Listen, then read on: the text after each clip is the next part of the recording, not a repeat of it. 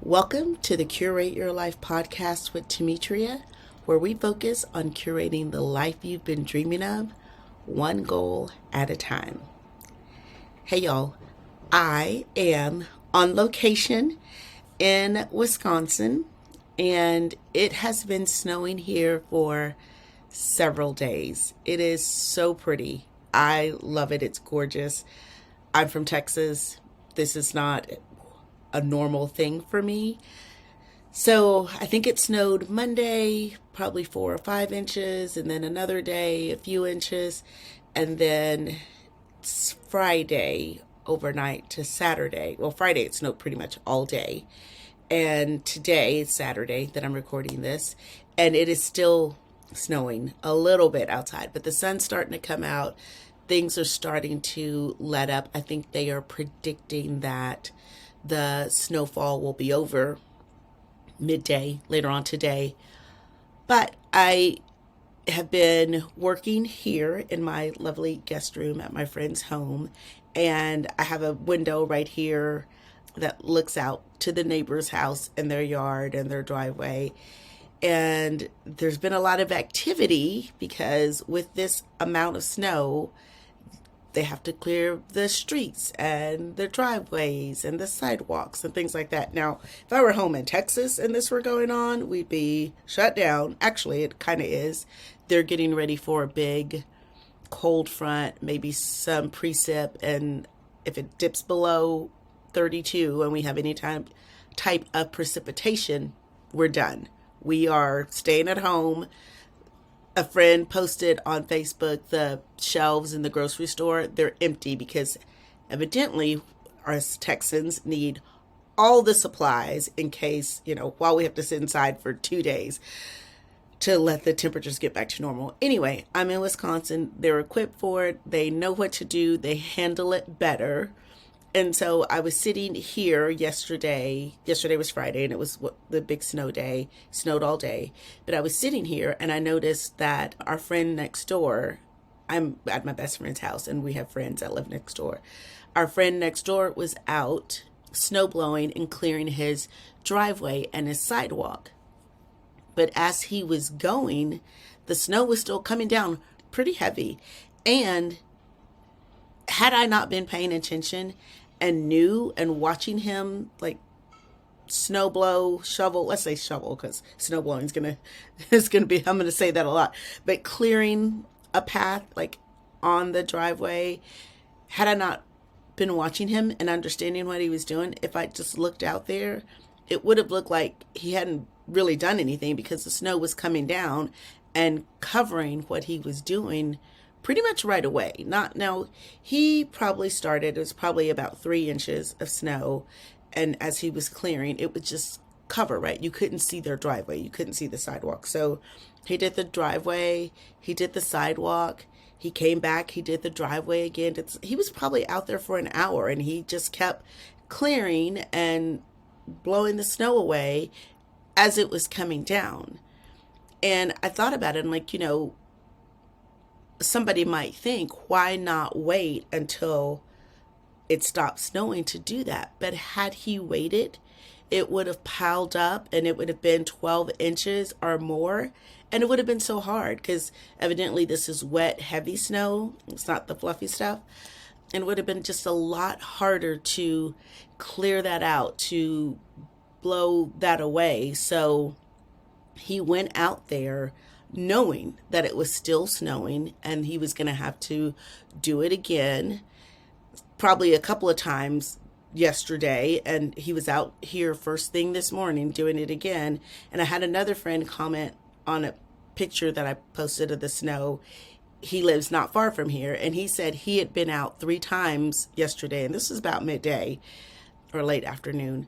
He had been out 3 times yesterday to clear his driveway and sidewalks and stuff like that. So I thought about this and how it relates to life and the things we want to do. And if we wait and to address a problem or to do something that we want or to make a change, it just gets harder. So that's why he was out there shoveling and snow blowing and doing the things as the snow was coming down, because he knew if he waited, it was just going to pile up and it was going to be harder to deal with when the time came, right? When the snow stopped, which was hadn't even stopped yet. But we do that in life. We let things pile up. We bury our heads in the snow for today instead of in the sand. But we bury our heads and we ignore the problems and we ignore what's going on until we can't ignore them anymore. And we make it so much harder on ourselves than if we had just started to begin with, or taken a step when we started to notice the problem, or when we started to think about things. Like weight, you know that you're gaining weight, you know that you want to lose weight, but you put it off and you don't think about it until nothing in your closet fits, until you need to go to a wedding and the dress that you have doesn't fit, until a special occasion comes up, until you can't take it anymore, right? We ignore and we put it off and we kind of bury our heads until you can't ignore it anymore. We do it with finances, right? We know that we need to stop spending. We know that we need to pay down debt. We know that we need to get control of things, but we ignore it until you can't ignore it anymore, until your debt's out of control, until they're calling, until they're repossessing things, until it gets really uncomfortable. And I think part of it is doubt, fear, uncertainty. It's going to be hard to face things, but when you put it off longer, it just makes it harder to deal with when you have to. So, and think about it, when you're doing that, when you're ignoring it, you may not be facing it, but you are still thinking about it. It's still churning inside. It's still not easy because of all the thoughts that are running through your brain about it. And it's almost as if you're putting in as much energy, if not more, and ignoring and hiding and using other things to buffer, vegging in front of the TV, spacing out, scrolling on your phone, being in somebody else's life and somebody else's business instead of dealing with your own, hiding in the pantry, hiding in the wine fridge, all of those things that you're using to dull and to buffer and to soothe emotions that come up instead of facing the problem. Whereas when you stop and assess the situation, like he knew it was going to snow, he knew he had about 3 inches, but if he went out there and started, it would be less to deal with later. So maybe, I don't know what he decided, I haven't talked to him, but maybe he decided, you know what, I'm just going to spend an hour and I'm going to clear as much as I can now. And then I'll go back outside later when I have another 2 or 3 inches, and I'll spend an amount of time and clear as much as I can then. So then at least Saturday, today, I'm not looking at 10, 12 inches of snow to deal with. So when you assess the situation and you're like, okay, let's say finances, like I have credit card debt or I need a budget. Like, okay, if I look at what I'm bringing in and I look at what's going out, just that first step of awareness gives you control.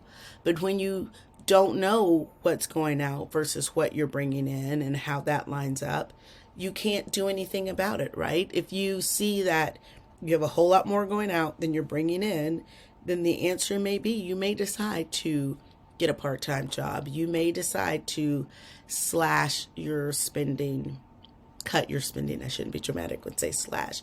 You may decide that you don't need all the streaming services. You don't need the gym membership. You can walk.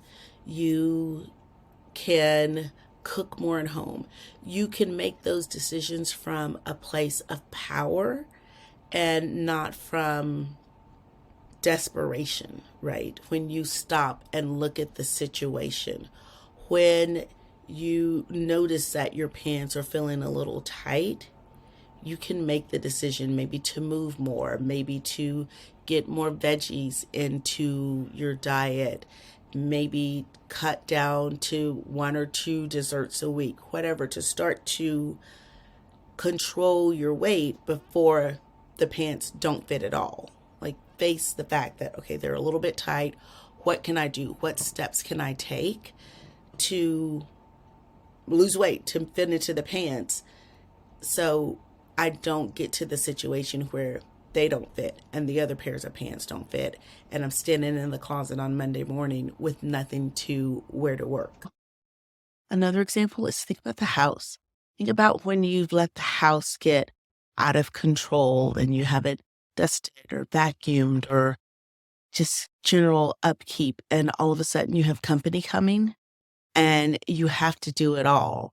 When, had you just kind of kept up the maintenance and done the kind of weekly chores or daily chores, then that task of cleaning and prepping for somebody coming over wouldn't be so big. Like, it's doing the dishes daily, making sure they don't pile up.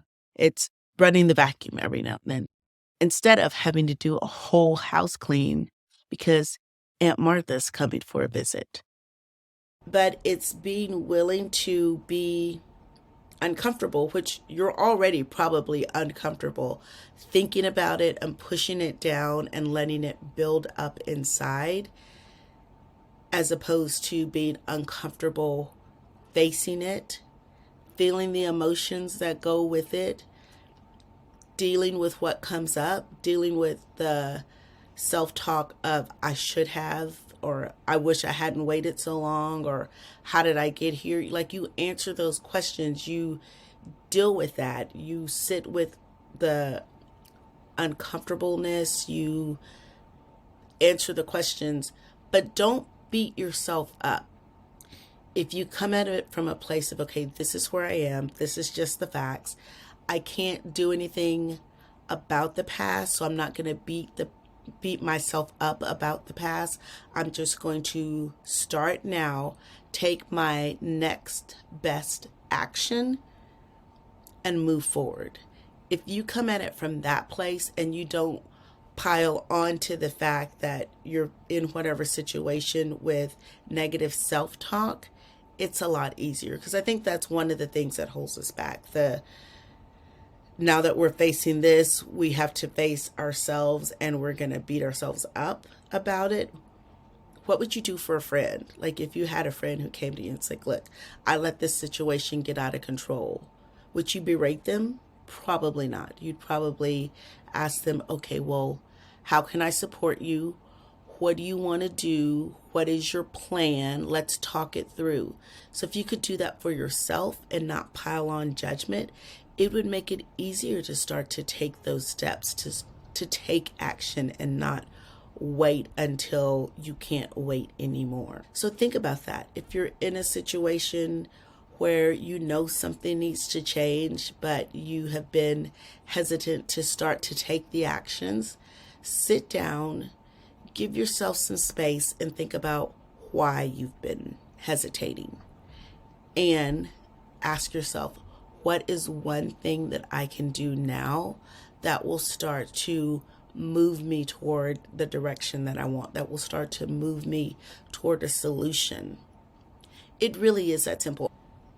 I know I say that a lot. I know I just talk about the one action that you can take, but taking that one action is taking back your power and your control, and you will build momentum. Even if it's just baby steps. One baby step one day, celebrate it, and then the next day, take your next baby step and celebrate that. And I promise you, before you know it, there'll be bigger steps. You'll be running. The driveway will be clear. The sidewalks will be clear. And the snow will just be on the grassy knolls. they do have some hills around here.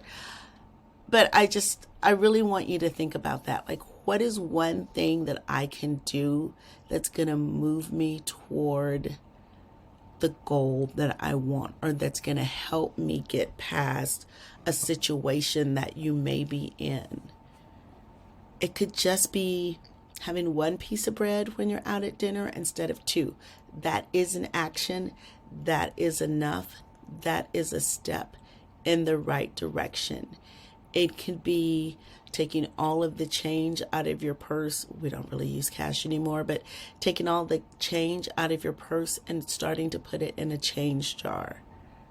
Or it could be setting up a savings account and sending $5 a week or $20 a month. It's a start, and you have got to start somewhere, and you need something to build on. So think about that. I did a live about this on Instagram the other day, and I thought procrastination kills our dreams, and I think I did a story on that, but it really does. It's a slow killing, a slow slaughtering of our dreams. Procrastination. You wait and you wait and you wait, and nothing happens. And either nothing happens and you're stagnant, which is bad, or nothing is happening and the problem somewhere is getting worse, which is bad. So just ask yourself, what is one step, what is one action I can take towards the life I want, the goals I want, towards solving a problem that I have? Because I heard a friend of mine say the other day that later equals never. So whatever you're doing later is probably not going to happen. Do it now. If you need help taking action, or help seeing how the baby steps that you take will lead to big results, schedule a consultation with me. I'm happy to talk you through it. The link to schedule is in the show notes. Until next time.